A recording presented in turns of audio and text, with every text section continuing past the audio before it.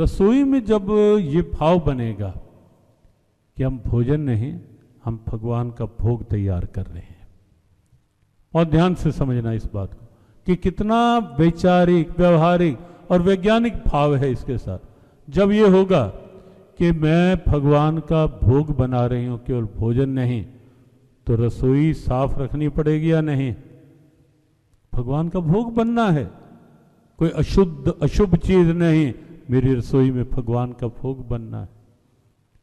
रसोई की शुद्धता का ध्यान रखा जाएगा, अपनी स्वच्छता शुद्धता का ध्यान रखा जाएगा, और फिर उस भाव का प्रभाव जब बनाते बनाते भगवान का भाव साथ होगा तो उस भाव का प्रभाव भोजन में जाएगा, और उसके बाद जब हम उस भाव का भोजन भगवान के आगे रखेंगे, भगवत भाव साथ जुड़ेगा, और इसीलिए जब हम रखते हैं तो भोजन होता है, लेकिन जब हम उठाते हैं तब वह भोजन नहीं होता, तब वह क्या होता है?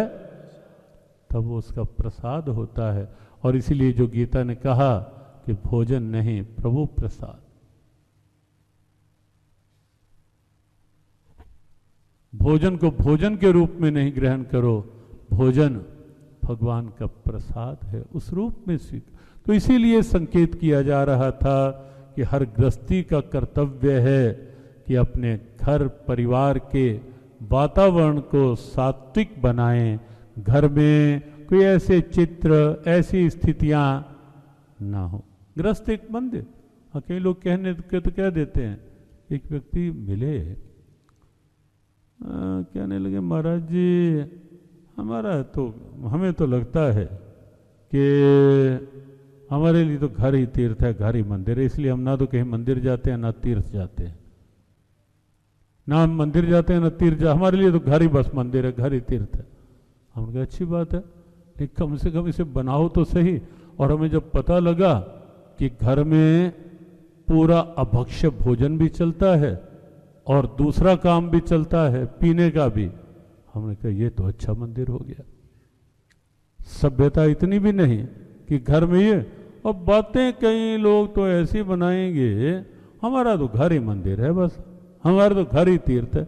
अरे भाई कौन कहता है घर तीर्थ नहीं? घर तीर्थ बनाओ तो सही। और हम तो कहते हैं कि हर घर मंदिर होना चाहिए, घर में मंदिर हो अच्छा है, लेकिन हर घर मंदिर बन जाए, भगवान की कृपा हो। और जब भाव शुद्ध होंगे, मंदिर घर कैसे बनेगा?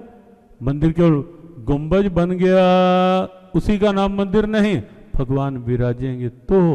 और भगवान हमारे भावों में विराज जाएं, भोजन बनाएं तो वहां गीता हो, भोजन खाएं। और इसीलिए जीव गीता का प्रयास है, रसोई बने वहां गीता का श्लोक, भोजन कर रहे हो ड्राइंग रूम में गीता का एक श्लोक वो करके। हमने बताया था एक दिन 15वें अध्याय का 14वां श्लोक, भोजन करने से पहले 1 मिनट भगवान का ध्यान, और वह श्लोक अहम वैश्वानरो भूत्वा प्राणिनाम देहमाश्रितः प्राणापान समायुक्तः पचाम्यन्नम चतुर्विधम।